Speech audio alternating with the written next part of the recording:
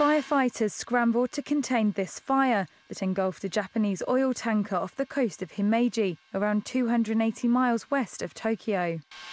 Japanese media reported witnesses on the coast saying they heard the tanker explode around 9:25 this morning.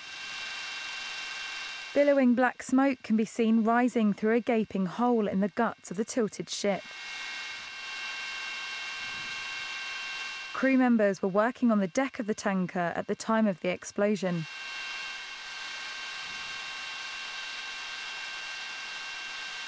The blast has left several crew members seriously injured, and one, thought to be the captain, is said to be missing.